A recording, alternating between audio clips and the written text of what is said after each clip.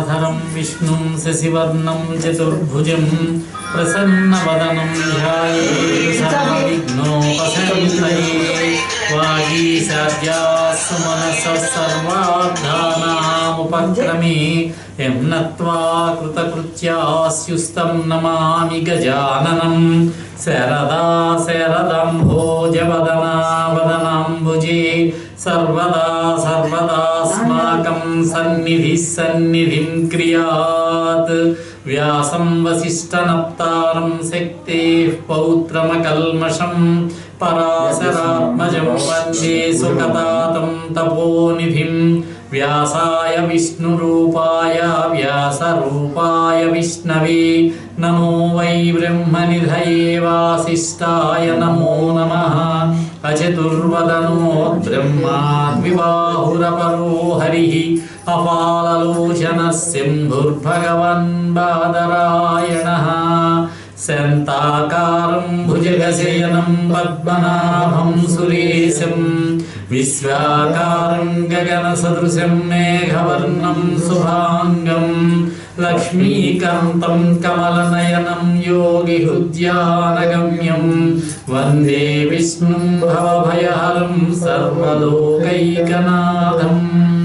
వసుదేవసుతం దేవం కంసచాణూరమర్దనం దేవకీ పరమానందం కృష్ణం వందే జగద్గురుం సదాశివసమారంభాం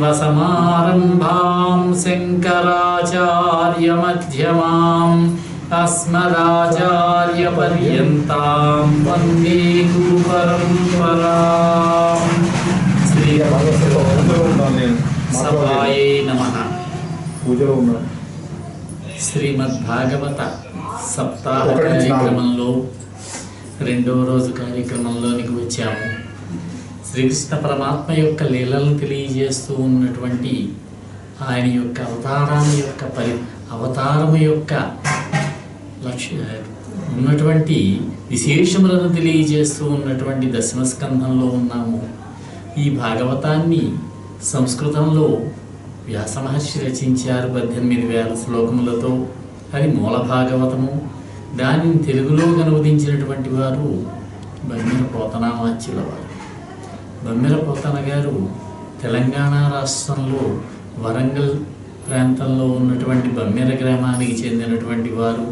పండితుల నిర్ణయం అదే. అయితే కొంతమంది చెప్పారు కడప దగ్గర ఉన్నటువంటి ఒంటిమిట్ట అనేటటువంటిది ఆయన నివాస స్థలమని, అక్కడ వాడని కొంత వాదన ఉన్నది. కానీ పండితులు పరిష్కరించినది మాత్రం వరంగల్ ప్రాంతం వాడని. ఎందుచేతనంటే భాగవతాన్ని రచించినటువంటిది 4 కవులని చెప్పారు. పోతన గారు వారి యొక్క మిత్ర బృందమును. ఈ 4 కూడా తెలంగాణ ప్రాంతపు వారేనని పరిశోధకులు పరిశోధించి తెలియజేశారు. కాబట్టి ఈ ప్రాంతం వాడి ఆయన చక్కగా సహజ కవి. ఆయన పోతన్న గారు సహజ కవి. ఆయన కష్టపడి జీవితాన్ని గడిపినటువంటి వాడు. ఆయన వ్యవసాయం చేసుకునేవాడు. ఉన్న కొద్దిపాటి పొలాన్ని దానితోటే ధర్మబద్ధమైనటువంటి జీవితాన్ని గడిపారు ఆయన. రాజులు ఎందరో వచ్చి నీ భాగవతాన్ని నాకు అంకితం ఇవయ్యా, నీకు అశేష ధనాలు ఇస్తాము అంటే కూడా ఆయన శ్రీరామచంద్రమూర్తి వారికి అంకితం చేశారు. చిత్రం చూడండి. ఆయన వర్ణించినదంతా శ్రీకృష్ణ పరమాత్మ గురించి దశమస్కంధంలో అంకితం ఇచ్చింది శ్రీరామచంద్రమూర్తికి. ఆయన పోతన గారు సహజంగా పరమశివ భక్తుడు. ఆయన పోతన గారి తండ్రి మహాశివుడు, అన్నగారు శివభక్తుడు. ఈయన కూడా ప్రారంభంలో శివభక్తుడే. వీరభద్ర విజయము అనే పుస్తకం రాశారు ఆయన. వీరభద్ర విజయము అంటే దక్షయజ్ఞము. ఆ వృత్తాంతాన్ని తెలియజేసేటటువంటి వీరభద్ర విజయం రాశారు. అంతకుముందు భోగిని దండకము అని చెప్పి, భోగిని అంటే ఒక వేశ్య, రాజుగారి దగ్గర ఉండే వేశ్యలను భోగిని అంటారు. ఆ దండకం రాసి ఒక రాజుగారికి అంకితం ఇచ్చారు. అటువంటి పోతన గారు జీవిత పరిణామక్రమంలో పెద్దవాడయ్యే కొద్దీ క్రమక్రమంగా భక్తిభావం పెరిగి శ్రీరామచంద్రుని యందు భక్తి కలిగింది. శ్రీకృష్ణ పరమాత్మ యొక్క లీలలను వర్ణించారు. చక్కగా ఆయన భాగవతాన్ని రచించి మనం ఇప్పుడు చెప్పుకుంటే మూల భాగవతం కంటే కూడా తెలుగు భాగవతాన్ని మనం చెప్పుకునేటటువంటి సాంప్రదాయం ఎందుకు వచ్చిందంటే పోతన గారి యొక్క మధురమైనటువంటి పద్యాల వల్ల కొన్ని ఘట్టాలు మనం చూస్తూ ఉంటే గజేంద్ర మోక్షణ ఘట్టం ఒకటి, ప్రహ్లాద చరిత్ర ఒకటి, ఇటువంటి ఘట్టాలు మనం చూస్తూ ఉంటే మన యొక్క శరీరం పులకించిపోతూ ఉంటుంది భక్తిభావంతో. వ్యాసుల వారు ఒక్క శ్లోకంలో చెబితే ఈయన 4-5 పద్యాలు అలవోకగా రాసేసారు ఆ భక్తిని తెలియచేయడం కోసం అని చెప్పి. కరుణశ్రీ గారని జంధ్యాల పాపయ్య శాస్త్రి గారు, వారిది గుంటూరు వారిది. వారు పోతన్న గారి గురించి కొన్ని చక్కటి పద్యాలు రాశారు పోతన్న గారిని పొగుడుతూ. ఇది చూసే ముందు ఇంకొక విషయం, రామచంద్రమూర్తి అశేషమైనటువంటి సంపదలు ఇస్తాడట. మనం కోరుకున్నట్టయితే లెక్కలేనంత సంపద ఇస్తాడట. అది ఉదాహరణ చెప్పమని అడిగారు అనుకోండి. సుగ్రీవుడు, రామా నీతో నేను స్నేహం చేస్తాను, నీతో నాకు స్నేహం కావాలి అని అడిగినంత మాత్రం చేత సుగ్రీవుడితో స్నేహం చేసి వానర రాజ్యాన్నే ఇచ్చాడు ఆయనకి, వాలిని సంహరించి. అదేవిధంగా యుద్ధానికి వెడుతూ సముద్రానికి ఇంకా యువతల తీరంలోనే ఉన్నాడు, సముద్రం దాటలేదు. సలహా చెప్పబోతే విభీషణుడికి దేశ బహిష్కారం విధించాడు రావణ బ్రహ్మ. విభీషణుడు తన యొక్క మంత్రులు 4 కలిసి వచ్చి రామా శరణు అన్నాడు. అభయం ఇస్తున్నానన్నాడు రామచంద్రుడు. కిందకి దిగాడు. లక్ష్మణ, సముద్ర జలం 1 బిందెతో తీసుకురా, అభిషేకం చేయి, లంకారాజ్యానికి పట్టాభిషిక్తుడిని చేస్తున్నానన్నాడు. అడ్డుపెట్టాడు సుగ్రీవుడు మొదలైనటువంటి వాళ్ళు. రామచంద్ర, ఇతడు శత్రువితను, శత్రుపక్షంలో వాడు, పైపెచ్చు రాక్షసుడు, విరోధికి తమ్ముడు, ఇతనికి నువ్వు అభయం ఇస్తున్నావు ఎందుచేత? ఇంకా రావణుడు మరణించలేదు. ఆ సింహాసనం మీద రావణుడు ఇంకా ఉన్నాడు అక్కడ. అటువంటి రావణుడు ఉండగా నువ్వు ఎందుకు ఇస్తున్నావు అన్నాడు. నన్ను శరణు కోరాడు, నాకు ఆప్తుడయ్యాడు, అతనికి ఇస్తాను, లంకా పట్టాభిషేకం చేస్తానన్నాడు. ఇంకొక మాట అడిగాడు, ఒకవేళ రేపు ఉదయం రావణుడే వచ్చి శరణు రామచంద్ర అంటాడు నువ్వు అప్పుడేం చేస్తావు అన్నారు. ఒకవేళ రావణుడే వచ్చి నన్ను అడిగినట్లయితే నా అయోధ్య ఇస్తాను, అతనికి అయోధ్య ఉన్నదిగా. అంతటి సంపదలు ఇస్తాడు ఆయన, అఖండ వైభవాన్ని ఇస్తాడు రామచంద్రుడు. కానీ రామచంద్రమూర్తి వారిని నమ్ముకున్న వాళ్ళు 3 ఉన్నారు మన తెలుగుదేశంలోనే. వాళ్ళు 3 కూడా కష్టాలు అనుభవించారు డబ్బు లేక. ఒక ఆయన కాకర్ల త్యాగరాజు గారు, ఒక ఆయన బమ్మెర పోతరాజు గారు, ఇంకొక ఆయన కంచెర్ల గోపరాజు గారు. కంచెర్ల గోపన్న గారు రామభద్రుణ్ణి నమ్ముకుని రామాలయం నిర్మించాడు భద్రాచలంలో. భాగవతాన్ని రచన చేసి శ్రీరామచంద్రమూర్తికి అంకితం ఇచ్చినటువంటి వాడు బమ్మెర పోతన్న గారు. అదేవిధంగా త్యాగయ్య గారు ఎన్నో కీర్తనలు రచించారు, తన్మయత్వంతో పాడేవాడు ఆయన. వీళ్ళకి ఏమీ సంపదలు ఇవ్వలేదు, వాళ్ళు కష్టాలే అనుభవించారు. ఎందుచేతనంటే వాళ్ళు కోరుకున్నది మోక్షలక్ష్మిని కోరుకున్నారు. మనలాగా సామాన్య మానవులుగా అలాగా ఏవో సంపదలు కావాలను, ఇళ్ళు కావాలను, వాకిళ్ళు కావాలను కోరుకున్న వాళ్ళు కాదు. వాళ్ళు అది కోరుకున్నారు కనుక ఆ మోక్ష సామ్రాజ్య లక్ష్మిని వారికి ఇచ్చి ఉంటాడు శ్రీరామచంద్రమూర్తి అంటారు పండితుడు. ఈ కరుణశ్రీ గారు పోతన్న గురించి చెబుతూ అంటారు, ముద్దులుగార భాగవతమున్ రచించుచు, ముద్దులుగార భాగవతమున్ రచించుచు, పంచదారలో అద్దితివేమో గంటము మహాకవి శేఖర మధ్య మధ్య. ఏమయ్యా పోతన్నా, నువ్వు భాగవతాన్ని రాస్తూ మధ్య మధ్యలో ఏమైనా పంచదారలో అద్దావిటయ్యా నీ గంటాన్ని? లేకపోయినట్లయితే అట్లద్దగ వట్టి గంటమున అట్టిటు గీచిన తాటి ఆకులో పద్యములందు ఈ మధుర భావములు ఎచ్చట నుండి వచ్చురా. ఎక్కడి నుంచి వస్తాయ్యా ఈ మధుర భావాలు? ఇంత భక్తి భావం నీ కవిత్వంలో ఎలా వస్తుందయ్యా? నువ్వు అలా తేలిలో అద్ది రాయకపోయినట్లయితే అని పోతనని పొగుడుతూ ఉన్నారు. ఇంకొక మాట అంటున్నారు, పూర్వకవులు అందరి పేర్లు చూస్తే మన వాళ్ళు ఇప్పుడు చక్కటి పేర్లు పెడతారు, చక్కగా ముద్దొచ్చే పేర్లు పెడతారు. ఆ రోజుల్లో పేర్లు ఏం పేర్లండి? నన్నయ్య, తిక్కన్న, ఎర్రన్న, ఇవేగా కవులు ప్రఖ్యాతి చెందిన కవులకున్న పేర్లు. పోతన్న, ఖ్యాతి గడించుకొన్న కవులెందరు లేరే, అదేమి చిత్రమో పోతన అన్నచో కరగిపోవు ఎడంద. మన హృదయం కరిగిపోతుందట పోతన గారి పేరు చెప్పగానే. పోతన అన్నచో కరగిపోవు ఎడంద, జోహారు సేతకై చేతులు లేచు. మనకి తెలియకుండానే ఒక్కసారి అలా చేతులు పైకెత్తి నమస్కారం చేసుకుంటామట పోతన్న గారికి. జోహారు సేతకై చేతులు లేచు, ఈ జన వశీకరణ అద్భుత శక్తి చూడగా, ఈ జన వశీకరణ అద్భుత శక్తి చూడగా, అతని పేరులో కలదో ఆయన భాగవతాన ఉన్నదో. ఈ గొప్ప ఎక్కడి నుంచి వచ్చిందో గాని భాగవతం అన్నా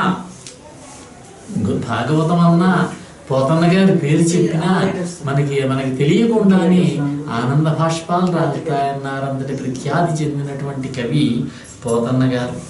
గుడులు కట్టించే కంచెర్ల గోపరాజు. కంచెర్ల గోపన్న గారు రామాలయం నిర్మాణం చేశాడు. తన జీవితాన్నంతా కూడా రామభక్తితోటి శ్రీరామయందు భక్తి భావానికే అంకితం చేశాడు ఆయన. రాగములు కూర్చె కంచెర్ల కాకర్ల త్యాగరాజు, పుణ్యకృతి చెప్పే బమ్మెర పోతరాజు. ఈ ముగ్గురు కూడా రాజులీ ముగ్గురును భక్తి సామ్రాజ్యమునకు, రాజులీ ముగ్గురును భక్తి రాజ్యమునకు. ఈ ముగ్గురు కూడా రామభక్తులే, శ్రీరామచంద్రమూర్తిని నమ్ముకున్నటువంటి వాళ్ళే, రాముని యందు అచంచలమైనటువంటి భక్తి కలిగిన వాళ్ళే. భక్తి భావంతో భాగవతాన్ని రచించాడు బమ్మెర పోతన్న గారు. ఆయన రచించినటువంటి భాగవతంలోని మధురములైనటువంటి పద్యములను ఆయన వర్ణించినటువంటి శ్రీ మహావిష్ణువు యొక్క అవతారమైనటువంటి శ్రీకృష్ణుని యొక్క లీలా విశేషాలని మనం చూస్తూ ఉన్నాము. ఈ రోజున మరికొన్ని విశేషాలు చూసేటటువంటి ప్రయత్నం చేద్దాం. బాలకృష్ణుడు పెద్దవాడవుతూ ఉన్నాడు, పెద్దవాడయ్యాడు. గోవర్ధన పర్వతాన్ని ఎత్తే సమయానికి శ్రీకృష్ణుడికి 7 సంవత్సరాలని చెప్పారు. 7 సంవత్సరముల ప్రాయములు. ఆ తర్వాత సుమారు 10 సంవత్సరముల ప్రాయము వచ్చేసరికి గోపికలతోటి రాసలీలా వినోదాలు జరిపాడు. ఇది భక్తిభావం, తన్మయత్వంలో చెందినటువంటి భక్తిభావమే కానీ మనం మామూలుగా లౌకికంగా చూసేటటువంటి స్త్రీ పురుషుల మధ్య ఉండేటటువంటి సంబంధం మాత్రంగా భావించడానికి వీల్లేదు. తన్మయత్వం చెందినటువంటి గోపికలు శ్రీకృష్ణునికి తమ సర్వస్వమును కూడా అర్పించారు. శ్రీకృష్ణుడు వేణుగానాన్ని గానం చేస్తూ ఉండగా ఆ గోపికలంతా కూడా వచ్చి ఆ శరదృతువులో, శరదరాత్రులలో, వెన్నెలలలో, ఆ యమునా నది సైకతములలో, ఆ వనములలో విహరించి ఆనందంగా వారంతా కూడా శ్రీకృష్ణ పరమాత్మతోటి గడిపారు. వాళ్ళతో శ్రీకృష్ణ పరమాత్మ ఒక్కొక్క గోపికకు ఒక్కొక్క కృష్ణుడుగా ఉండి గడుపుతూ ఉన్నవాడు ఉన్నట్టుండి మాయమైపోయాడు. ఉన్నట్టుండి మాయమైపోతే వాళ్ళు ఒక్కసారిగా కంగారు పడ్డారు.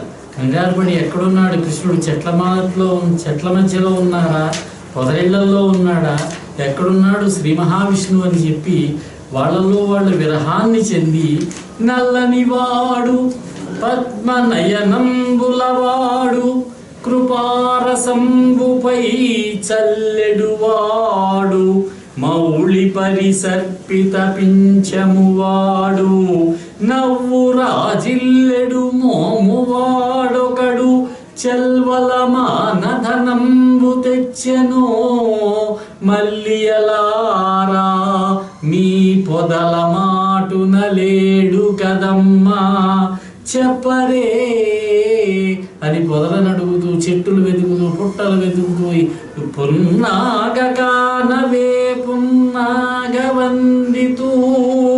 ఓ పున్నాగచి పురుషమా, పురుష పుంగవుల యొక్క వందనాలు అందుకునేటటువంటి ఆ శ్రీకృష్ణుడిని నువ్వు చూసావా?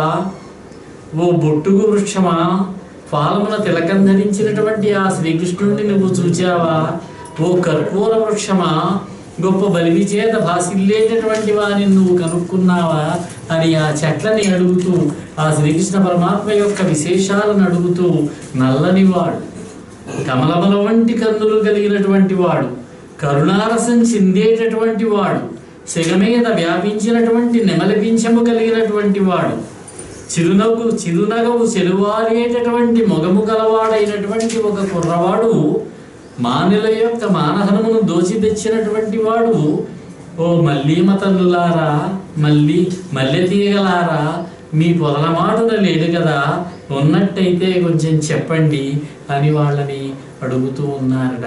ఆ విధంగా వెతుక్కుంటూ శ్రీకృష్ణ పరమాత్మ గురించి వాళ్ళంతా కూడా విరహాన్ని చెంది ఉన్నారు.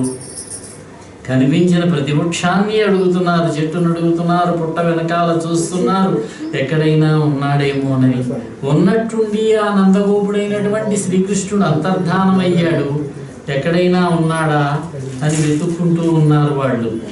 ఇక ఆ విరహ వేదనను పడలేక వాళ్ళల్లో వాళ్ళే యమునా నదీ తీరంలో ఏం చేశారంటే, ఒక ఆవిడేమో పూతనలాగా నటించిందట, ఒక ఆవిడేమో కృష్ణుడిలాగా అభినయిస్తున్నదట, మరొక ఆవిడేమో తను శిశువుగా భావించుకుని పాలకేడుస్తూ పాలు తాగుతానని చిన్నప్పుడు అడిగాడే శ్రీకృష్ణుడు యశోదని, ఆ విధంగా అడుగుతూ ఉన్నదట.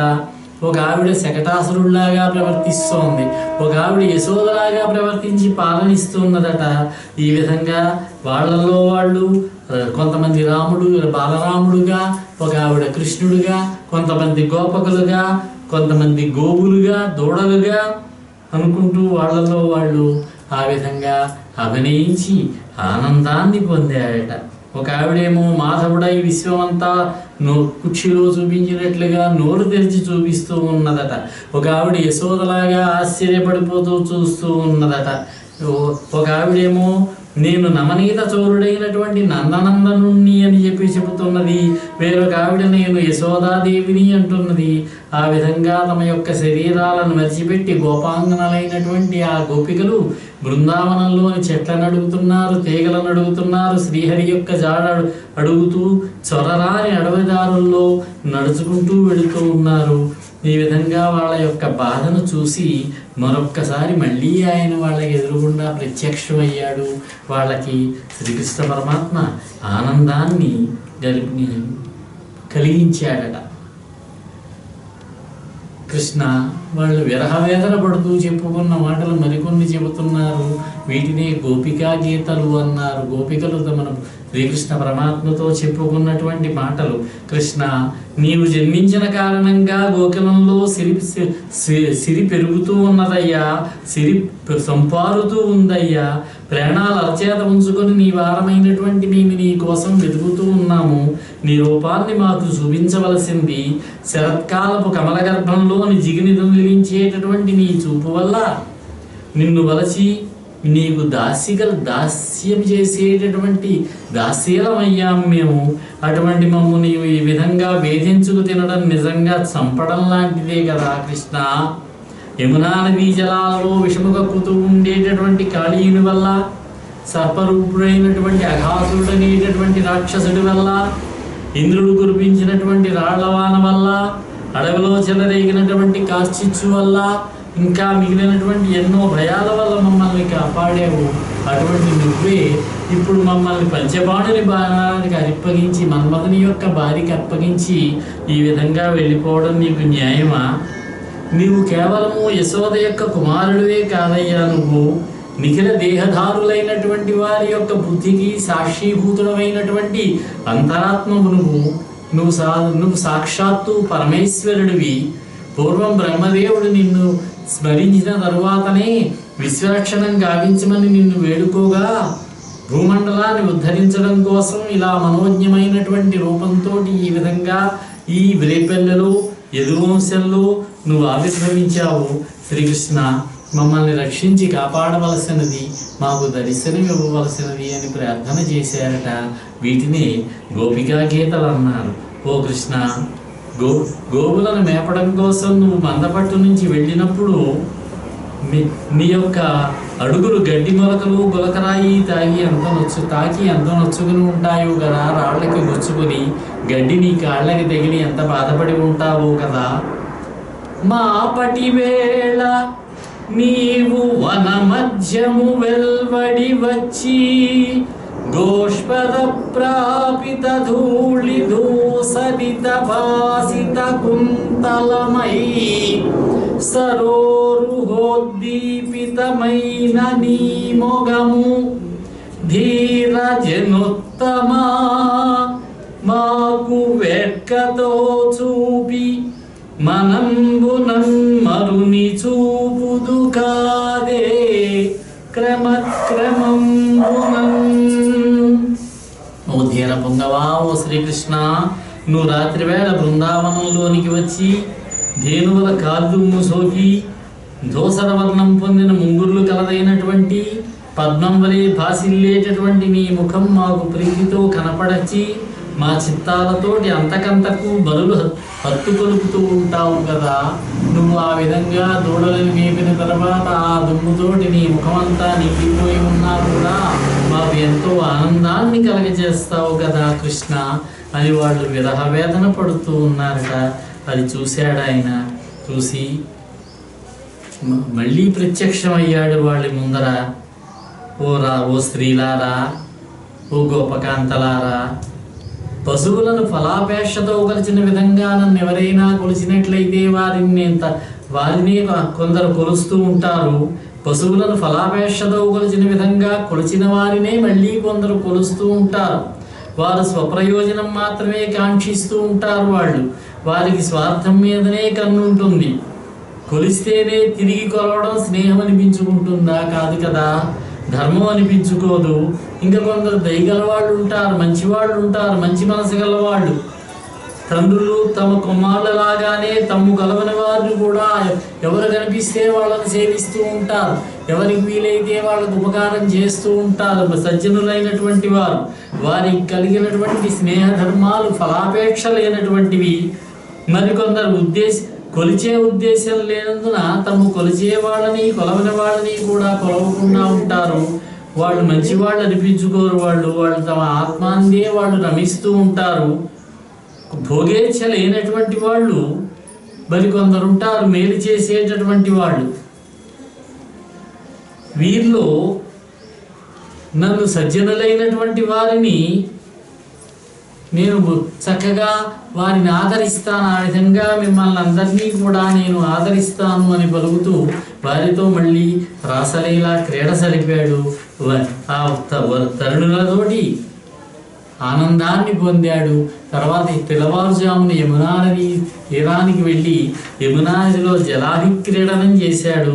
ఆ స్త్రీలతో కలిసి వినోదించాడు. అయితే వారింటికి వెళ్ళండి అన్నాడు. ఇంటికి పంపించాడు. గోపకులు వీళ్ళనేమీ కూడా విష్ణు మాయ వల్ల ఏమీ అనలేదు. శ్రీకృష్ణుడి యొక్క మాయ వల్ల భ్రాంతి వహించినటువంటి గోపాలుడు గోపికలని కోపగించుకోలేదట. ఈ విధంగా గోపాలకృష్ణుడు గోపికలు రాసక్రీడ సలిపినటువంటి ఈ కథా వృత్తాంతాన్ని ఏ పురుషుడైనా కూడా అభివర్ణించినట్లయితే, విన్నట్లయితే, చదివినట్లయితే అతడి రాసలీలా ప్రసంగం వల్ల సమస్త మనస్తాపాల నుంచి కూడా విముక్తుడు అవుతాడట. మనస్సుకు స్వస్థత చేకూరుతుంది, శాంతిని పొందుతాడన్నారు. ఇంకొక పర్యాయం ఏం జరిగిందంటే, ఈ గోపకులంతా కూడా సరస్వతీ నదీ తీరానికి వెళ్ళారు. నందుడు మొదలైనటువంటి వాళ్ళు పశుపతి జాతర కోసం, పరమేశ్వరుడికి జాతర నిర్వహించడం కోసం ఎడ్ల బండినికి అంబికావనమని ఆ వనానికి వెళ్ళారు. అక్కడ సరస్వతీ నదిలో స్నానం చేశారు, కానుకలు అర్పించారు. సాయంత్రం వరకు అక్కడే ఉన్నారు, విందులు వినోదాలు చేసుకున్నారు. రాత్రి అక్కడే నిద్రించారు. రాత్రి నిద్రపోతూ ఉంటే ఒక కొండ చిలువ వచ్చి నందుణ్ణి పట్టుకున్నది. చుట్టేసింది, మింగలేదు, చుట్టి పట్టుకున్నది. గోపకులు చూశారు. కర్రలతోటి రాళ్లతోటి కొడుతున్నారు, దాన్ని బాతున్నారు. కృష్ణా నన్ను విడిపించని అరుస్తున్నాడు ఆయన. నందుడు నిద్దట్లో ఉన్నాడు. లేచాడు, చూస్తే సర్పం. అది విడిచిపెట్టడం లేదు. దెబ్బలైతే తింటూ ఉంది కానీ విడిచిపెట్టడం లేదు. అప్పుడు కృష్ణుడు గబగబా వచ్చి ఒక కాలితో దాన్ని తన్నాడు. ఆ స్పర్శకి ఆ సర్పరూపాన్ని విడిచిపెట్టి విద్యాధర రూపాన్ని ధరించిందట. విద్యాధర రూప శాపం అన్నమాట, సర్పానికి ఉన్నటువంటి శాపం అన్నమాట.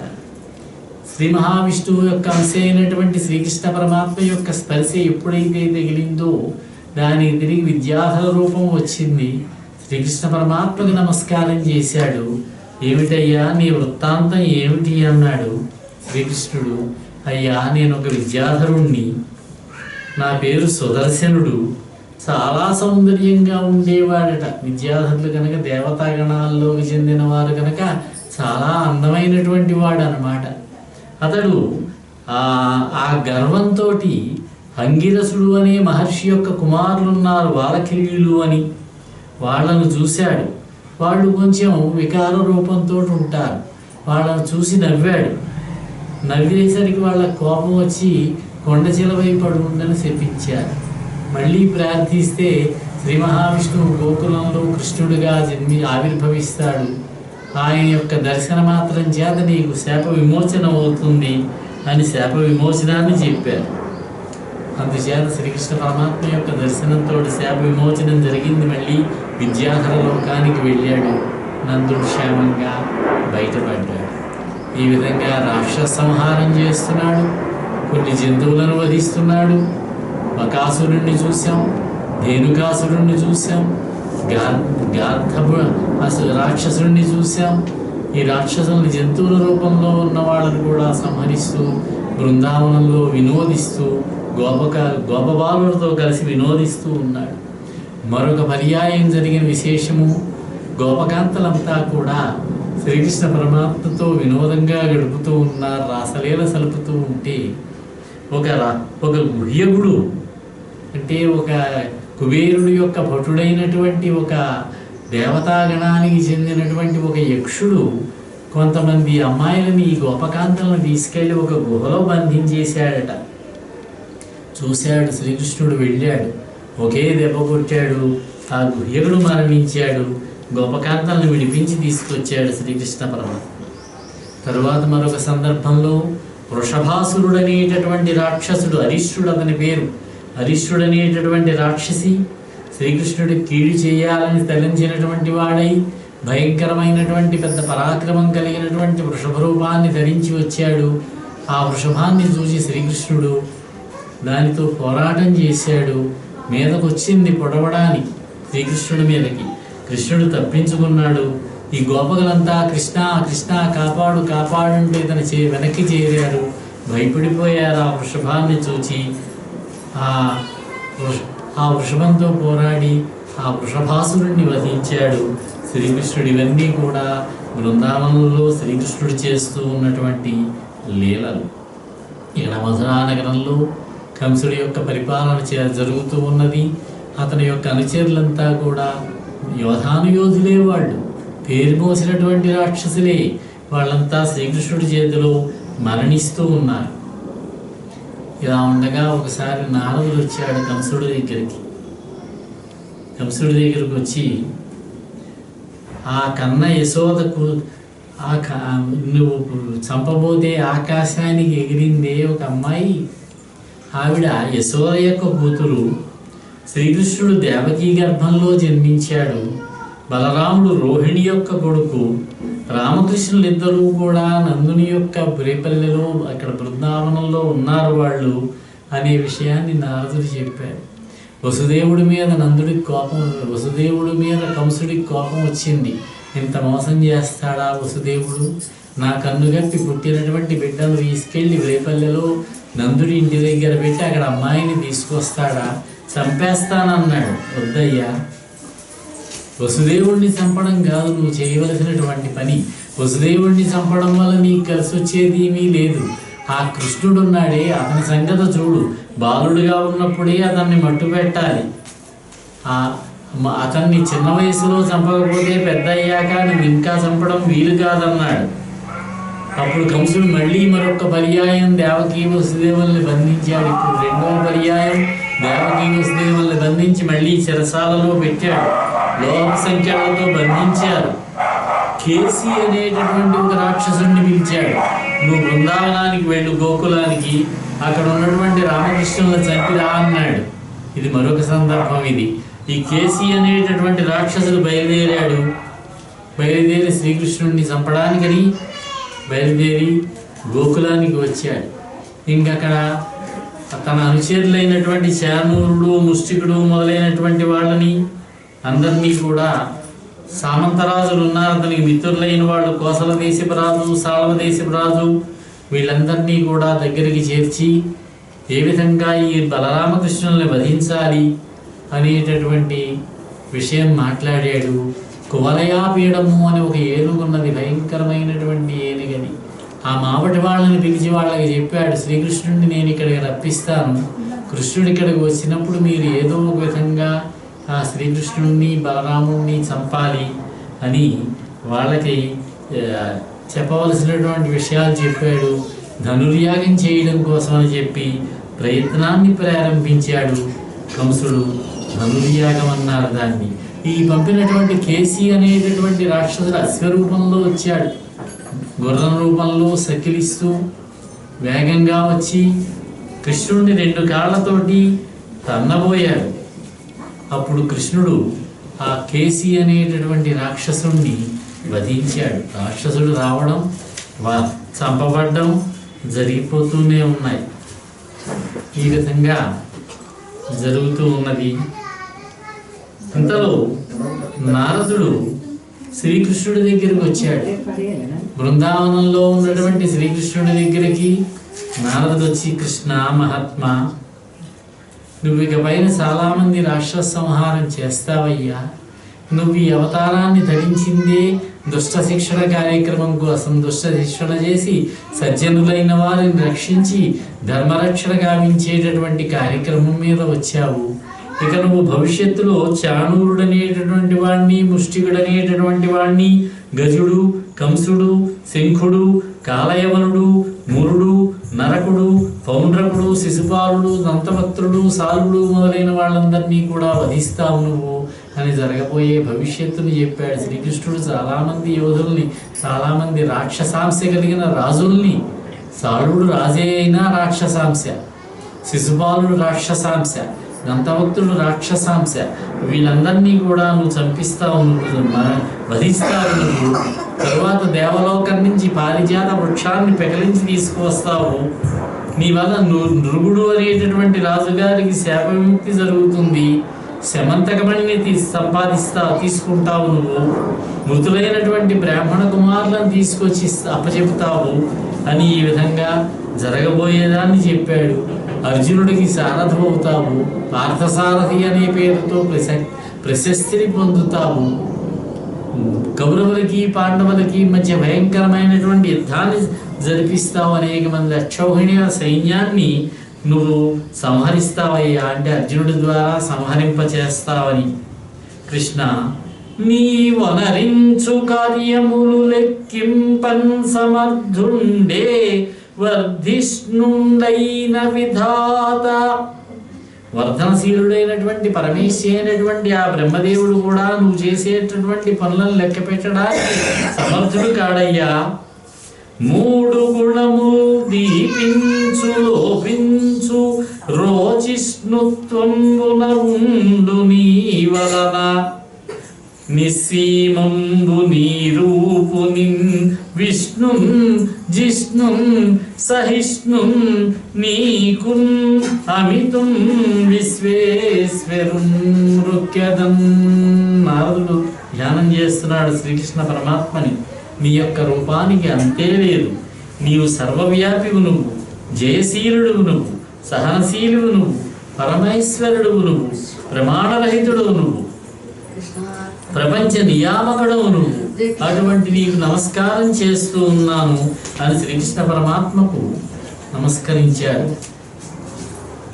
కేసి అనే రాక్షసుడు అశ్వరూపంతో వస్తే అతన్ని సంహరించాడని చెప్పుకున్నాను శ్రీకృష్ణుడు. ఇంకొక రాక్షసుడు వచ్చాడు, మయుడనే రాక్షసుడి యొక్క కొడుకు వ్యోమాసురుడు. ఈ వ్యోమాసురుడు గోపాలుడు రూపంలో వచ్చాడు, గోపాలుడిలో కలిసిపోయాడు. సమయం చూసుకుని శ్రీకృష్ణుణ్ణి బలరాముణ్ణి చంపాలనేటటువంటి ప్రయత్నం, అడ్డులేని దొంగతనంతో గొర్రెలుగా నటిస్తూ ఉన్నటువంటి కొంతమంది గోపవాళ్ళు ఆడుకుంటూ ఉన్నారు. ఇక్కడ కొంతమంది గొర్రెలు, కొంతమంది గొర్రెలు కాచేవాళ్ళు, ఆ గొర్రెలను అపహరించేవాళ్ళు. ఈ ఆట నడుస్తూ ఉండగా వచ్చి ఆ కొంతమంది గొర్రెల రూపంలో ఆడేటటువంటి ఆ బాలకులను తీసుకుని వెళ్ళాడు, దాచేశాడు. పెద్ద కొండ గుహలో పెట్టి పెద్ద బండ అడ్డు పెట్టాడు. ఇది గమనించాడు శ్రీకృష్ణుడు. ఆ వ్యోమాసురుణ్ణి వధించాడు. ఆ బండని కాలుతో ఒక తన్ను తన్నితే ముక్కలు ముక్కలైపోయిందట. శ్రీకృష్ణుడు ఆ గోపాల బాలునందరినీ కూడా రక్షించి తీసుకొచ్చాడు. ఇక కంసుడికి మరణించే సమయం దగ్గర పడ్డది. కంసుడు అక్రూరుడు అనేటటువంటి మంత్రిని పిలిచాడు. అక్రూరుడు కూడా ఒక యాదవ ప్రముఖుడే, భోజా వంశానికి చెందినవాడే. అయితే కంసుడు కొలువులో ఉండి కంసుడిని సేవిస్తూ ఉన్నాడు. అక్రూరుడు ధర్మాత్ముడే. ఈ ధర్మాత్ముడైనటువంటి అక్రూరుడు శ్రీకృష్ణ భక్తుడైన కంసుడిని సేవిస్తూ ఉన్నాడు. కంసుడు ఒక రోజున అక్రూరుని పిలిచాడు. అక్రూరా, నేను ధనుర్యాగం ఒకటి చేద్దామని అనుకుంటున్నాను.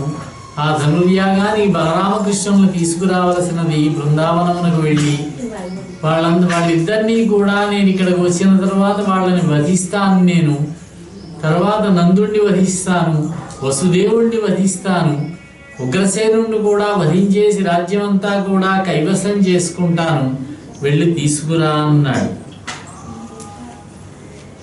అక్రూరుడు చాలా సంతోషించాడు.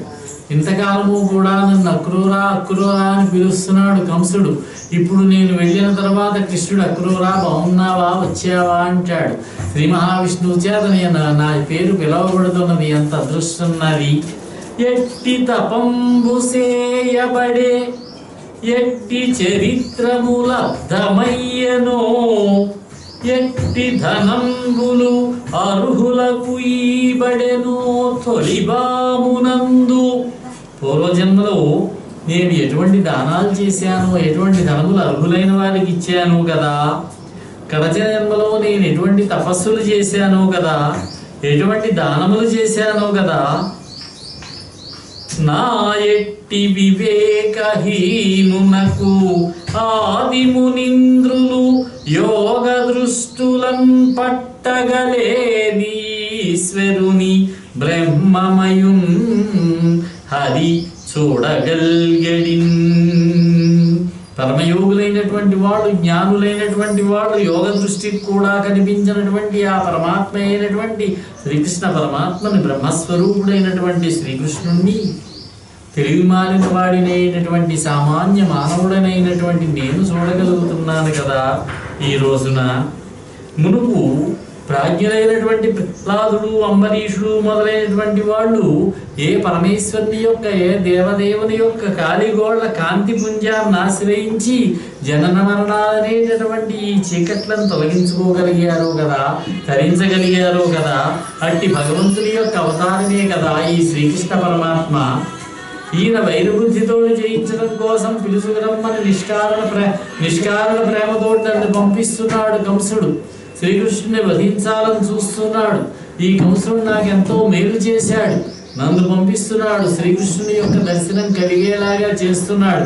శ్రీకృష్ణుడు నాకు మంచి చెరికాడు కదా, ఈ కంసుడు నాకు మంచి చెరికాడు కదా, నాకు చాలా ఉపకారమే చేశాడు కదా. ఈ అక్రూరుడు ఆ కంసుని పంపడం చేత నన్ను హింసించడానికి వచ్చిన పరమ దుర్మార్గుడని శ్రీకృష్ణుడు ఏమైనా నన్ను అనుమానిస్తాడా? మిగిలిన ప్రాణుల లోపల వెలుపల నడుమ బాగుగా వ్యాపించి ఉన్నటువంటి ఆ పరమాత్మ అయినటువంటి శ్రీకృష్ణ పరమాత్ముడు ఆలోచించి అభిమానిస్తాడా? నేను అతనికి అపకారం చేస్తున్నానని అనుమానిస్తాడా? లేక పరమాత్మ స్వరూపుడు కాబట్టి నన్ను అభిమానిస్తాడా?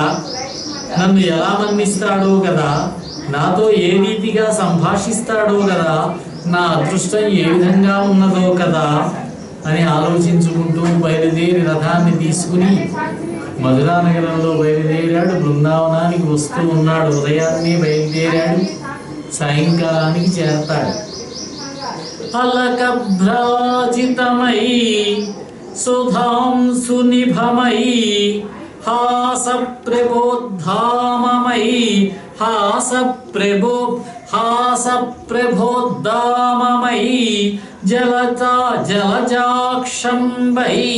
కర్ణకుండల విరాజద్గండమై ఉన్న ఆ జలజాతక్షు ముఖంబు సోడగలుగున్ సత్యంబు ఓ నాకు నావల దిక్కేగుచునున్నయి వన మృగవ్రాతంబులు ఈ త్రోవరం. ముంగురులతో ముచ్చటగా ప్రకాశించేటటువంటి చంద్రునితో సమానమైనటువంటి నవ్వు నిగ్గులతో ప్రకాశమానంగా ఉన్నటువంటి కమలాల దళముల వంటి కన్నులు కలిగినటువంటి చెవుల కమ్మల కాంతులతో వెలసిల్లేటటువంటి చెక్కిళ్ళు కలిగినటువంటి ఆ శ్రీకృష్ణ పరమాత్మ యొక్క సుందర వదనారవిందమును దర్శించేటటువంటి భాగ్యం నాకెంత ఆనందాన్ని కలిగిస్తున్నదో కదా. నేను వెళ్ళే దారిలో ఈ అడవి మృగములన్నీ కూడా నాకు ప్రదక్షిణ మార్గంలో వెడుతూ ఉన్నాయి.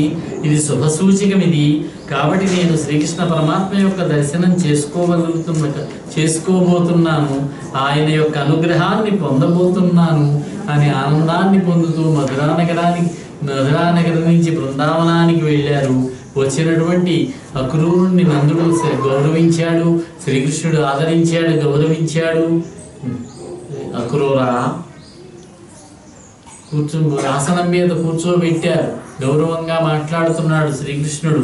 శుభమే నీకు ప్రమోదమే సకులకు చుట్టాలకు సేమమే ఉభయంబే ప్రజకెల్లా గోత్రజులకు ఆత్మానందమే మామ ముక్త భయుండే అంటే మా మామ అయినటువంటి కంసుడు భయాన్ని పోగొట్టుకుని తొలగించుకొని ఉన్నాడు కదా. అక్రూరా నీకు కుశలమేనా? చెలికాండ్రందరికీ కూడా సంతోషమే కదా, చుట్టాలకి క్షేమమే కదా, ప్రజలందరూ భయం లేకుండా ఉన్నారు కదా, కులబంధువులందరికీ కూడా ఆనందమే కదా. మా మామ కంసుడు భయం లేకుండా భయాన్ని విడిచిపెట్టి నిర్భయంగా ఉన్నాడు కదా. నన్ను కన్నారన్న సాగుతోటి కారాగారంలో నిర్బంధించి ఉన్నటువంటి దేవకీ వసుదేవులు ప్రాణాలతో బ్రతికి ఉన్నారు కదా, బంధించబడ్డారు పాపం. కారణం ఏమిటంటే శ్రీకృష్ణుడిని కుమారుడిగా పొందడమే. నీవిక్కడికి వస్తూ ఉండగా ఆ విచారంతో నాకు చెప్పమని మా తల్లిదండ్రులు ఏమైనా చెప్పారా? మా అబ్బాయికి చెప్పవలసినదని ఏమన్నారు? ఆ వృత్తాంతాన్ని నాకు తెలియజేయవలసింది, లేక నీకేమీ చెప్పలేక సృష్టించిపోయి దుఃఖంలో ఉన్నారా వాళ్ళు అని చెప్పి రకరకాలుగా మాట్లాడాడు కృష్ణుడు. ఇక ఈ గోపకాంతలంతా కూడా బాధపడడం మొదలుపెట్టారు. అయ్యయ్యో, మధుర నుంచి వచ్చాడట మంత్రి ఒక ఆయన, అక్రూరుట ఆయన పేరు. ఆయన అక్రూరుడు అని పేరు పెట్టుకున్నాడు కానీ నిజంగా ఆయన క్రూరుడు. అందుచేతనే మా శ్రీకృష్ణుడిని మా నుంచి దూరం చేసి తీసుకుని వెళ్ళిపోతున్నాడు. బ్రహ్మదేవుడు మా నుంచి ఈ కృష్ణ పరమాత్మని తీసుకుని వెళ్ళిపోతున్నాడు కదా. బ్రహ్మదేవుడు దొడ్డ సంసారి అని చాలా విశ్వసించాం ఇప్పటిదాకా. ఆలోచిస్తే ఆయనలో ఏమాత్రము కూడా ధర్మం లేదు. మన ప్రభు అయినటువంటి పుండరీకాక్షుడిని ఇక్కడ ఉండనీయకుండా వేరొక చాటుకి తరలి వెళ్ళిపోయేటట్టుగా చేస్తున్నాడు కదా. చిన్నపిల్లవాడిలాగా ఆటలాడుతున్నాడు కదా బ్రహ్మ. అయ్యో, అతని యొక్క ఈ దొండగపు చేష్టలను గురించి ఆయన ఇల్లాలు సరస్వతీదేవితో చెబుదాం మనం అని చెప్పి వాళ్ళల్లో వాళ్ళు అనుకుంటున్నారట. అక్రూరుణ్ణి తిట్టుకున్నారు. రాత్రి సరసాలాడారు, కాసేపు మాట్లాడుకున్నారు శ్రీకృష్ణుడు అక్రూరుడు వారి ఇంటిలో నిద్రించాడు. ఉదయాన్నే లేచి చేయవలసినటువంటి కార్యక్రమాలన్నీ, సంధ్యావందనము మొదలైనటువంటి అగ్ని కార్యము మొదలైన కార్యక్రమాలన్నీ ముగించుకుని మధురకు ప్రయాణమయ్యారు. రామకృష్ణులు ఇద్దరూ కూడా అక్రూరుని యొక్క రథాన్ని ఎక్కారు. అక్రూరుడు బయలుదేరి వెళుతూ ఉంటే ఇక్కడ ఉన్నటువంటి గోపికాశ్రీలంతా కూడా చూడండి, అదిగో మన ప్రాణప్రియుడైనటువంటి శ్రీకృష్ణుడు వెళ్ళిపోతూ ఉన్నాడు. అదిగో రథం, అదిగో రథం మీద జెండా. అంటే దూరం జరుగుతున్నది అనమాట. ముందు కృష్ణుడిని చూచారు, కొద్ది దూరం జరిగింది రథం, అదిగో రథం. ఇంకొంచెం ముందుకు వెళ్ళింది, అదిగో రథం మీద ఉన్న జెండా, రథానికి పూంచినటువంటి గుర్రముల పాదముల నుంచి లేచినటువంటి దుమ్ము ఇదిగో అని చెప్పి శ్రీకృష్ణుడు వెళ్ళేటటువంటి మార్గం వంటి కన్నులు ఆర్పకుండా చూస్తూ ఉన్నారట. అక్రూరుడు బయలుదేరి వెళుతూ ఉండగా సాయంకాలం అయింది. ముందే బయలుదేరారు నందాదులు. నందుడు మొదలైన వాళ్ళందరినీ కూడా మీరంతా బయలుదేరి వెళ్ళండి అన్నారు. నందుడు వాళ్ళు బయలుదేరి మధురాపట్టణానికి బయట ఉన్నటువంటి ఒక తోటలో విడిది చేసి ఉన్నారు వాళ్ళు. ఈ అక్రూరుడు సాయంత్రం అయ్యేసరికి అర్ఘ్యప్రదానం చేయాలి. సూర్య భగవానుడు గని కృష్ణ అర్ఘ్యప్రదానం చేసి వస్తానయ్యా నేను అన్నాడు. వెళ్ళిరా అన్నాడు. అక్రూరుడు యమునా నదిలో మునిగాడు స్నానం చేద్దామని. ఆ నీటిలో కనిపించారు బలరామకృష్ణుడు. ఆశ్చర్యపోయాడు. ఇందాక రథంలో ఉన్నారు కదా, ఇక్కడికి ఎట్లా వచ్చారు అని. మళ్ళీ వెనక్కి తిరిగి చూస్తే రథంలో కనిపించారు. మళ్ళీ ఆలోచించి నీటిలోకి చూశాడు. ఈసారి వారు తమ స్వస్వరూపమైనటువంటి శ్రీమన్నారాయణుడుగా ఆదిశేషుడుగా బలరాముడు అక్రూరుడికి దర్శనమిచ్చారు. చాలా సంతోషించాడు ఆయన, చాలా ఆనందపడ్డాడు. శ్రీకృష్ణ పరమాత్మను స్తుతి చేశాడు. మహాత్మా, నీ యొక్క దర్శన భాగ్యం నాకు కలిగింది. ఈ రోజున నీ యొక్క నిజస్వరూపాన్ని నేను దర్శించుకోగలిగాను. నిన్ను పొగడ్డానికి నేనెంతటి వాడినయ్యా? నేను మాయ చేత ఆపదల పాలైనటువంటి వాడిని, దుఃఖం చెందినటువంటి వాడిని. అనుగ్రహ బుద్ధితోటి నా దిగులును తీర్చి నన్ను ఆదరించవలసింది. ఆదిశేషుడు తలుపుగలిగినటువంటి ఓ శ్రీ మహావిష్ణు, కరుణయే అలంకారము కలిగినటువంటి వాడా, నన్ను మన్నించవలసినది. నమస్కరించినటువంటి వారికి కల్పవృక్షం వంటి వాడా, నీకు నమస్కారములు అని అక్రూరుడు శ్రీకృష్ణుడిని స్తుతి చేశాడు. కలలంబోలెడి పుత్రమిత్ర వనితాగారాది సంయోగముల్, కలలంబోలెడి పుత్రమిత్ర వనితాగారాది సంయోగముల్, జలవంచారతి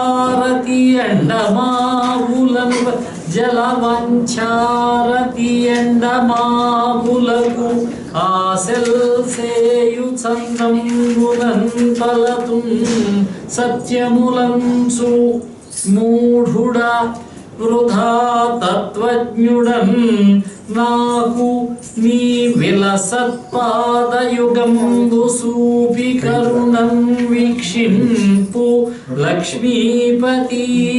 లక్ష్మీనాథుడైనటువంటి ఓ కృష్ణ, దప్పిక తీర్చుకోవడానికి నీరు ఏ విధంగా ఉపయోగపిస్తుందో, దప్పిక తీర్చుకోవడానికి నీటిలాగా కనిపించేటటువంటి ఎండమావులను చూసి, ఎడారుల్లో ఎండమావులను ఉంటాయి, నిజంగా నీరు ఉండదు అక్కడ. నీరులాగా భ్రాంతి కలుగుతుంది. ఆ ఎండమావుల కోసం ఆశపడేటటువంటి విధంగా స్వప్న సమానములైనటువంటి ఈ భార్యని, పుత్రులని, మిత్రులని, గృహములని ఈ జంఝాటంలో పడిపోయి ఇదే సత్యమని భావిస్తూ ఉంటాను. నేను మూఢుణ్ణి, మిథ్యాతత్వజ్ఞుణ్ణి. ఇలాంటి నాకు ప్రకాశించేటటువంటి నీ యొక్క పాదాల జంటను చూపించి నన్ను కరుణతో కటాక్షించవలసినది అని ప్రార్థన చేశాడు. అక్కడ నుంచి బయలుదేరారు, మధురాపట్టణానికి చేరారు. అక్కడ ఉన్న నందాదులని ఊరు బయట తోటలో విడిది చేసి ఉన్నటువంటి నందాదులను కలిసి, అక్రూరా, నీవు పట్టణంలోనికి వెళ్ళవలసినది, మేము రేపు ఉదయం వస్తాము అన్నారు శ్రీకృష్ణుడు. ఆయన నమస్కారం చేసి బయలుదేరి వెళ్ళాడు. ఆ రాత్రికి అక్కడే విడిది చేసి ఉన్నారు వాళ్ళు పట్టణం వెలుపలని. మరుసటి రోజున శ్రీకృష్ణుడు బయలుదేరి రథంలో వెళుతూ ఉన్నాడు. మధురానగర పట్టణంలో ప్రవేశించాడు. ఆ నగరంలో ఉన్నటువంటి ప్రజలందరికీ కూడా శ్రీకృష్ణుని యొక్క రాక తెలిసింది. వాళ్ళంతా మేడలపైకెక్కి వీధి గుమ్మాలలోకి వచ్చి గట్లపై నిలబడి, అరుగులపై నిలబడి శ్రీకృష్ణుడిని చూస్తూ ఉన్నారు. ఇక్కడ పద్యం రాశారు. ఆ గొప్పగా అక్కడున్న మధురాపట్టణంలో ఉన్నటువంటి స్త్రీలంతా కూడా శ్రీకృష్ణుడి గురించి అనుకుంటున్నారు. చెప్పుకున్నాం మనం, పోతన గారికి తన పూర్వకవులంటే తన విశేషమైనటువంటి గౌరవం అని. పూర్వకవులను చాలా ఆదరంగా నమస్కరించాడు ఆయన. పూర్వకవులు రాసినటువంటి పద్యాల ఒరవడిలోనే కొన్ని పద్యాలు రాశాడు ఆయన. శ్రీనాథుడు రాసిన పద్యాలలాగానే, శ్రీనాథుడు కొంచెం ముందువాడు, సమకాలికులే అంటారు కానీ శ్రీనాథుడు పోతన్న గారు బావాబావమరుదులు అంటారు. అది యథార్థం కాదు. చారిత్రకులు చెప్పేటటువంటి పరిశోధనలు చేసిన పరిశోధనల ప్రకారం శ్రీనాథుడికి సుమారు 70 సంవత్సరముల వయస్సు ఉన్నప్పుడు పుట్టి ఉంటాడు ఈయన పోతన్న గారు.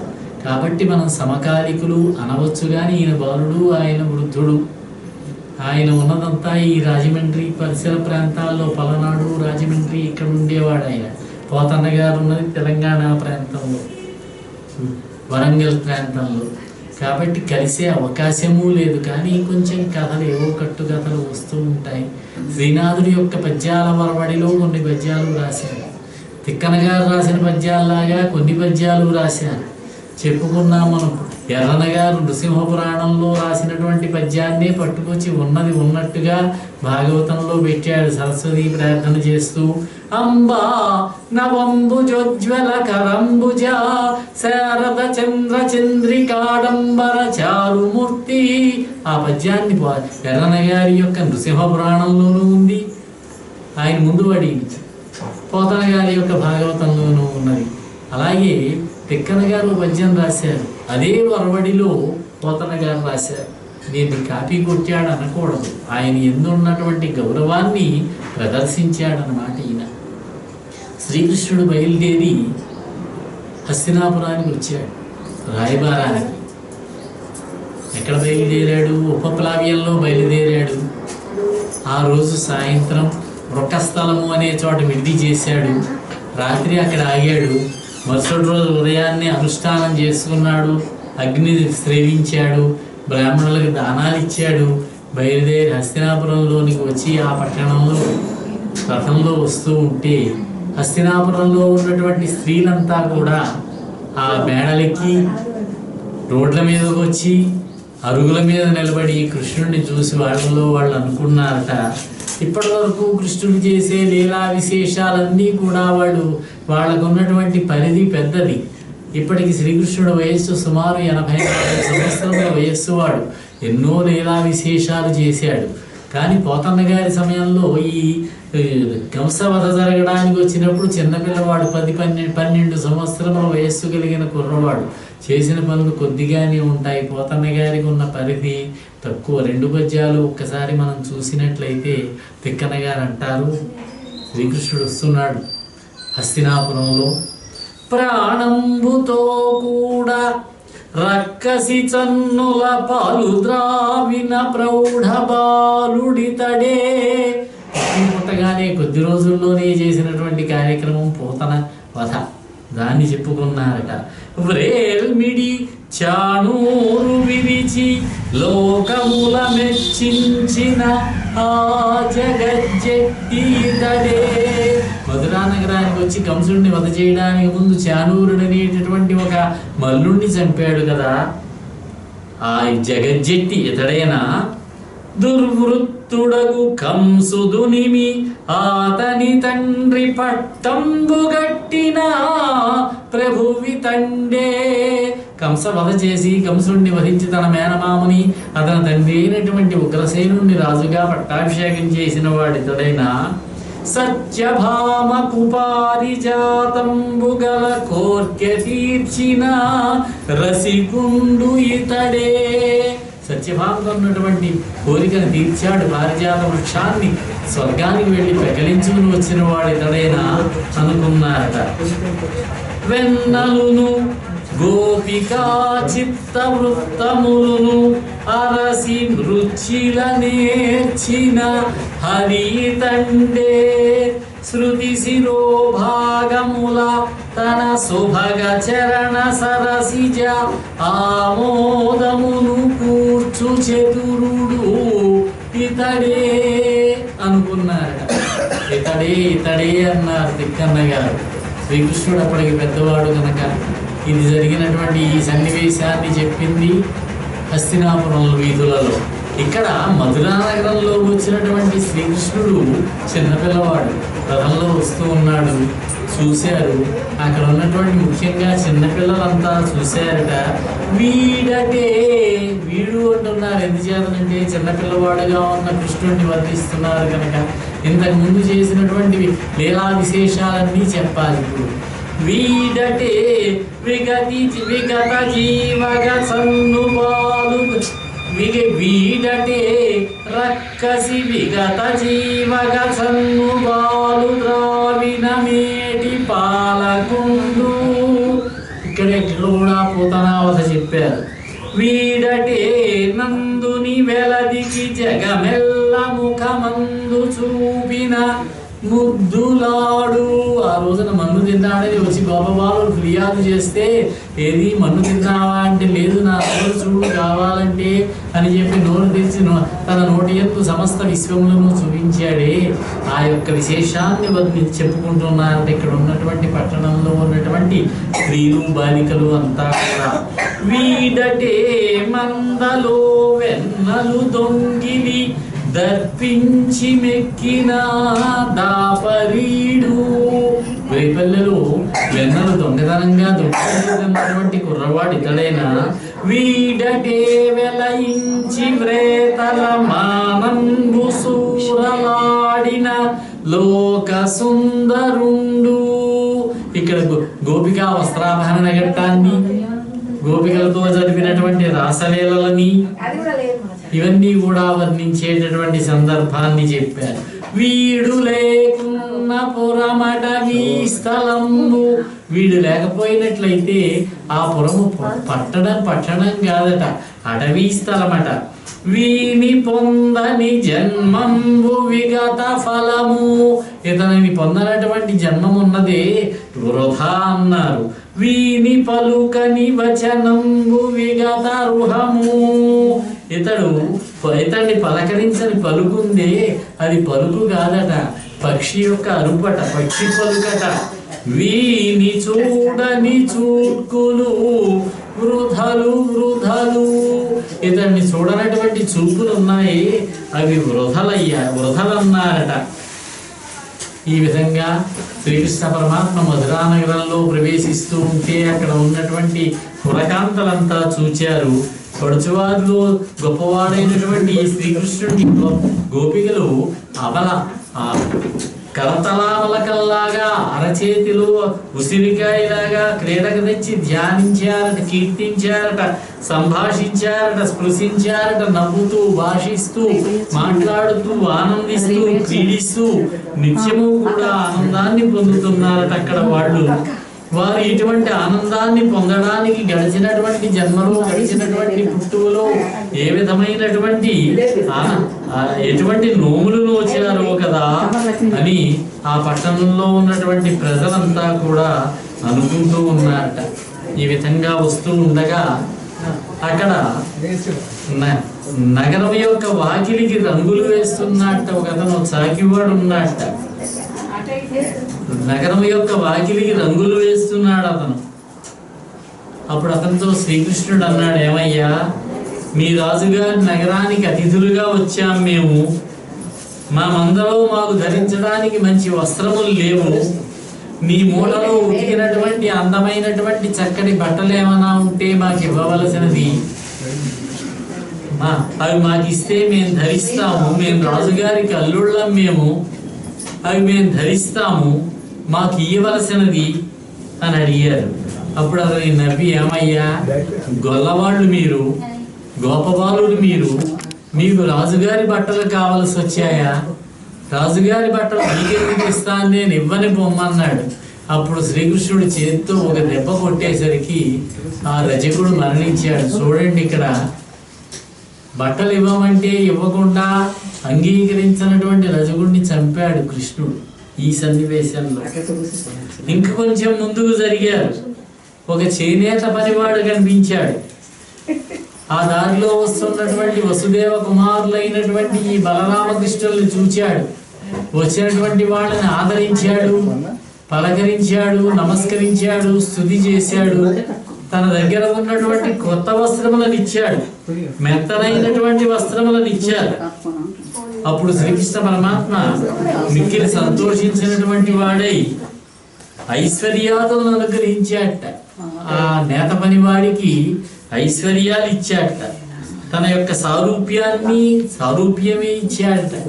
అక్కడ బట్టలు ఇవ్వనటువంటి రజకుణ్ణి చంపాడు, ఇక్కడ కొత్త వస్త్రం ఇచ్చినటువంటి నేత పనివాడిని అనుగ్రహించాడు, ఐశ్వర్యాదులు ఇచ్చాడు, సామరస్యాన్ని సంపత్తిని ప్రసాదించాడట. ఇది రెండవ సన్నివేశం. కొంచెం ముందుకు వచ్చేసరికి అతనికి సుధాముడు అని పూలమాలలు అల్లేటటువంటి ఒక మాలాకారుడు కనిపించాడు. మాలాకారుడి యొక్క ఇల్లు కనిపించింది. అతని పని ఏమిటంటే రాజుగారికి పూలమాలలు తయారు చేసి సమర్పించడం. రాజుగారి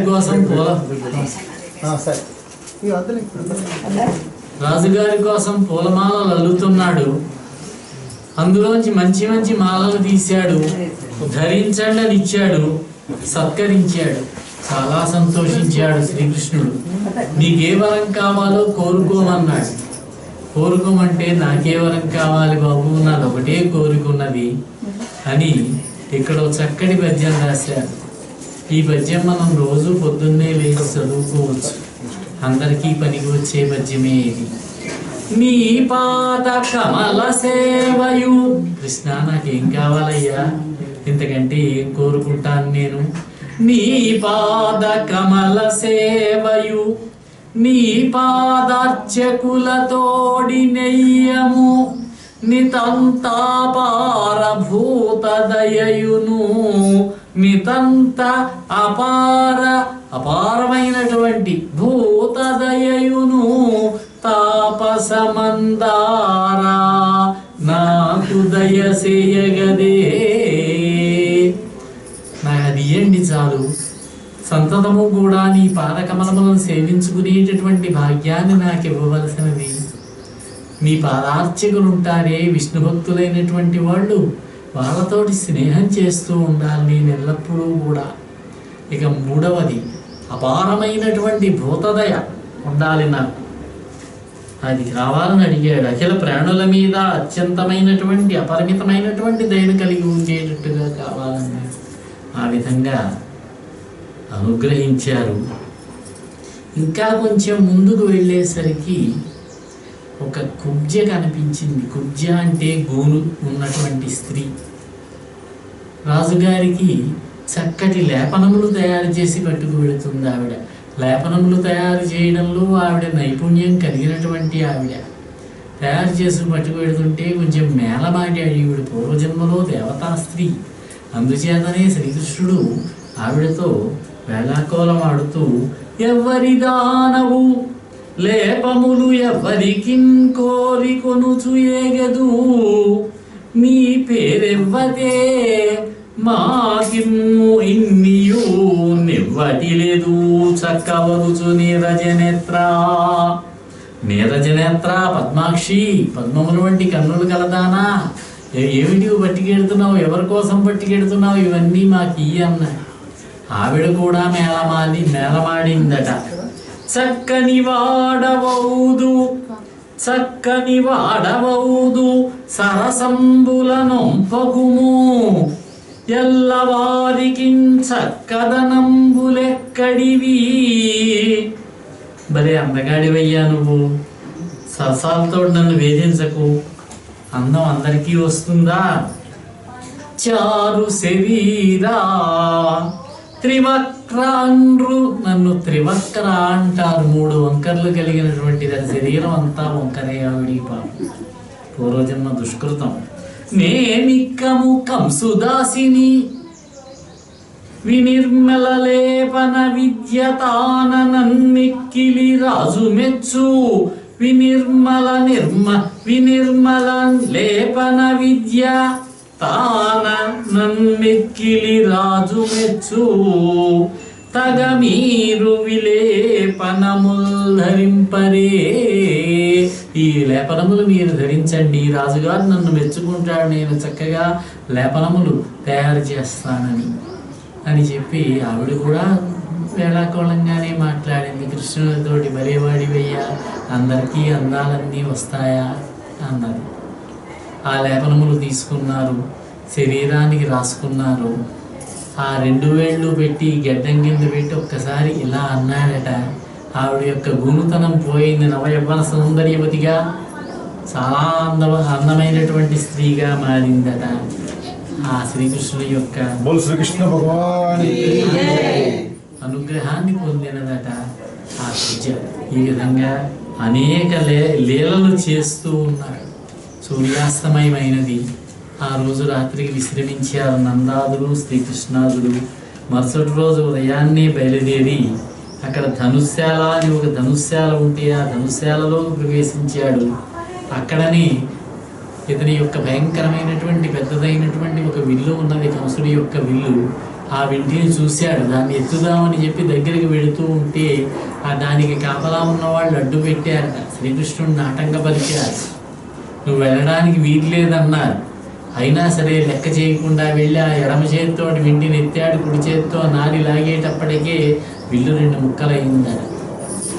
రాముడు విరిచాడు శివధనుర్భంగం. అదేవిధంగా శ్రీకృష్ణ పరమాత్మ వింటిని విరిచాడు. ఇక్కడ వాళ్ళు శ్రీకృష్ణుడి మీద దాడికి వచ్చారు. కాపలా ఉన్న వాళ్ళు ఉన్నారుగా, వాళ్ళందరినీ కూడా వధించారట. ఇంకొంచెం ముందుకు వచ్చేసరికి అప్పటికే సిద్ధంగా ఉంచారేమో, కాస్త మత్తు పదార్థం కూడా తాగించారు. ఆ ఏనుగు చేత కువలయాపీయడమని ఆ ఏనుగు మావటి వాళ్ళు దాన్ని కృష్ణుడి మీద కదిలించి తోలారు. కృష్ణుడు చూశాడు. కృష్ణుడు బలరాముడు ఇద్దరూ కలిసి ఆ ఏనుగు యొక్క 2 దంతాలని విరిచేసి ఆ ఏనుగుని చంపారు, వధించారు. ఆ మావటి వాళ్ళను కూడా ఇంకా చాలామంది ఉన్నారు వెనక మావటీలు, వాళ్ళందరినీ కూడా వధించారు. కొంతమంది మాత్రం పారిపోయారు. కువలయాపీడమనేటటువంటి ఏనుగును వధించారు. ఇవన్నీ శ్రీకృష్ణుడు చూపించేటటువంటి పరాక్రమ ప్రదర్శనలు. ఆ లోపలికి వచ్చేసరికి అంతకుముందే నందాదులు వచ్చారు. వచ్చి కంసుడికి బహుమతులు ఇచ్చారు, నమస్కారం చేశారు. అక్కడ ఉన్నతాసనములు ఉంటే కూర్చుని ఉన్నారు. అక్కడికి వచ్చారు శ్రీకృష్ణ బలరాములు. వచ్చేసరికి చాణూరుడు అనొకడు, ముష్టికుడు అనొకడు, 2 మల్లవీరులు. వీళ్ళు మహాయోధులు. వీళ్ళు ఎంతోమంది మల్లులను ఓడించినటువంటి వాళ్ళు, కంసుడికి చాలా ప్రీతిపాత్రమైనటువంటి వాళ్ళు. అందులో ఆ చాణూరుడు అనేవాడు తెలుగువాడట. మరి ఏ ప్రాంతానికి చెందినవాడో చెప్పలేదు కానీ మన రాష్ట్రానికి చెందినవాడే. మధురకు వెళ్ళాడు, కంసుడి యొక్క కొలువులో చేరాడు, అక్కడే ఉన్నాడు ఆ చాణూరుడు. ఆ చాణూరుడిని కృష్ణుడు, ముష్టికుణ్ణి బలరాముడు మల్ల యుద్ధం చేసి ఓడించారు. వాళ్ళు కృష్ణుణ్ణి బలరాముణ్ణి మల్ల క్రీడకి రమ్మన్నారు. రండి మీతో మల్ల యుద్ధం చేస్తామన్నారు. మేమెక్కడ వస్తామయ్యా, మేమంతా గొల్లపల్లెలలో ఉన్న వాళ్ళం, గోవులను కాచుకునే వాళ్ళం, మాకు మల్ల క్రీడా విన్యాసాలు ఎలా తెలుస్తాయి? నువ్వు మల్లయోధుడివి, అనేక మందిని ఓడించిన వాడివి, సరే నీకు అంతగా సరదాగా ఉంటే రా అన్నాడు. వచ్చారు. వాళ్ళతో మల్లసాము చేశారు. వాళ్ళిద్దరూ కూడా మరణించారు. మిగిలిన మల్లులంతా కూడా చుట్టుపక్కల ఉన్న వాళ్ళంతా కూడా పారిపోయారట. ఇంక కంసుడు వెంటనే కృష్ణుడిని వధించడం కోసం వరలో నుంచి కత్తిని లాగితే కంసవధ గావించాడు. కంసుడిని వధించాడు. ఒక పెద్ద రాక్షసుడిని వధించినటువంటి సన్నివేశం ఇది. తన తల్లిదండ్రుల దగ్గరికి వెళ్ళాడు, నమస్కారం చేశాడు. దేవకీ వసుదేవులకి నమస్కారం చేశాడు. ఆ పక్క గదిలోనే ఉన్నాడు ఉగ్రసేనుడని రాజుగారు, కంసుడి యొక్క తండ్రి. ఆయన్ని తీసుకువచ్చి సింహాసనం మీద కూర్చోబెట్టి రాజుగా అభిషేకించాడు కృష్ణుడు. ఎందుచేతనంటే చెప్పుకున్నాం, యాదవులకి రాజ్యాధికారం లేదు కాబట్టి మహారాజా మిమ్మల్ని మహారాజుగా అభిషేకిస్తున్నానన్నాడు. తల్లిదండ్రులు చెర నుంచి విడిపించాడు. కృష్ణుణ్ణి బలరాముణ్ణి చూసినటువంటి దేవకీ వసుదేవుల కన్నుల వెంట కన్నీరు ధారలాగా కారిపోయిందట. చాలా ఆనందపడిపోయారు. ఇంటికి తీసుకువెళ్ళారు. దేవకీదేవి ఒక కోరిక కోరిందట. నాయన కృష్ణ, నీ యొక్క బాల్యాన్ని నేను ఇంతవరకు చూడలేకపోయానయ్యా. జన్మించడం అయితే నాకు జన్మించావు కానీ నీ యొక్క బాల్యం అంతా కూడా యశోదానందుల దగ్గర గడిచింది. వాళ్ళ దగ్గరే నువ్వు పెరిగావు కాబట్టి నీ పెళ్ళిళ్ళన్నీ కూడా నేను చూడాలి అని కోరిందట. అలాగేనమ్మా అన్నాడు. అందుచేతనే శ్రీకృష్ణ పరమాత్మ 8 వివాహాలు చేసుకున్నాడు. ఏ వివాహానికి యశోద హాజరు కాలేదు. ఆవిడ రేపల్లిలోనే ఉండిపోయింది. ఎందుకంటే దేవకీదేవి అడిగింది కదా. మళ్ళీ ఈ మధురకు వచ్చిన వాడు రేపల్లికి వెళ్ళిన దాఖలాలు కూడా ఎక్కడా లేవు. రేపల్లకి శ్రీకృష్ణుడే వెళ్ళలేదు, బలరాముడు ఒక్కసారి వెళ్ళాడు. ఎప్పుడో ఒకసారి సూర్యగ్రహణం వస్తే ఆ సూర్యగ్రహణానికి కురుక్షేత్రానికి వెళ్ళారు. ఆ కురుక్షేత్రం దగ్గర ఉన్న శివంత పంచకానికి అక్కడికి నందుడు యశోద మొదలైన వాళ్ళు వచ్చారు. అప్పుడు చూశాడు. అప్పుడు చూసింది యశోద కృష్ణుణ్ణి. చాలా అప్పుడే పెళ్ళిళ్ళన్నీ అయిపోయాయి చాలా కాలం తర్వాత. ఇప్పుడు వసుదేవుడు బలరాముడికి కృష్ణుడికి ఉపనయనం జరిపించాడు. బ్రాహ్మణులకు ఉపనయనం 7, 8, 9 సంవత్సరాలలో, క్షత్రియులకు ఉపనయనం 11, 12, 13 సంవత్సరాలలో. ఆ వయస్సుకు వచ్చాడు కనుక, సుమారు 12, 13 సంవత్సరముల వయస్సుకు వచ్చాడు కనుక బలరామకృష్ణుడు ఉపనయనం జరిపించారు. గర్గుడు మొదలైనటువంటి బ్రాహ్మణ పురోహితుల యొక్క ఆధ్వర్యంలో ఉపనయనం జరిగింది. చెప్పుకున్నాం మనం. క్షత్రియుడైనటువంటి కృష్ణుడు, వసుదేవుని కుమారుడైనటువంటి కృష్ణుడు నందుడి దగ్గర పెరిగాడు. నందుడు వైశ్యుడు అన్నారు, రైవర్ణికుడు అన్నారు. అక్కడ సంస్కార దోషం రాకుండా జాగ్రత్త పడుతున్నాడు వసుదేవుడు. అందుచేతనే గర్గ మహర్షిని పంపించి చెవులము, నామకరణము మొదలైన కార్యక్రమాలన్నీ వసుదేవుడు జరిపించాడు.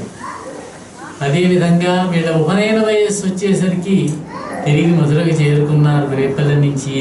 ఆ విధంగా కృష్ణుడికి సంస్కార లోపం జరగలేదన్నారు. తర్వాత గురువు గారి దగ్గరికి విద్యాభ్యాసానికి పంపించారు. గురువు సాందీపుడు అని ఒక మహర్షి, ఆయన అవంతి పట్టణ వాస్తవ్యుడు. ఆయన అవంతి పట్టణ వాస్తవ్యుడు.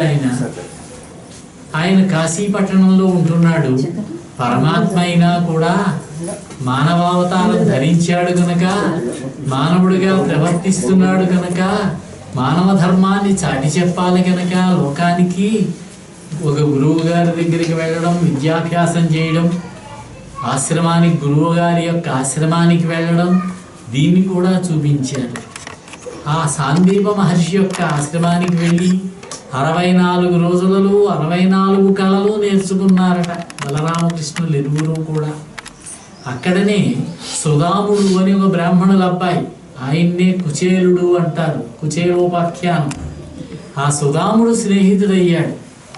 ఒక రోజున సుధాముడు కృష్ణుడు గురుపత్ని సమిధలు తీసుకురమ్మన్నదట. అడవికి వెళ్ళి కట్టెలు తీసుకురమ్మన్నది.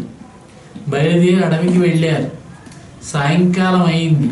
విపరీతంగా గాలి వర్షం, దారి తెలియడం లేదు, రోడ్లన్నీ మునిగిపోయాయి, చీకటి పడిపోయింది. లోకమంతా కూడా చీకటి వ్యాపించింది. అప్పుడు ఆ సుధాముడు భయపడిపోయాట. బ్రాహ్మణ అబ్బాయి కదండి, భయం ఎక్కువ ఉంటుంది.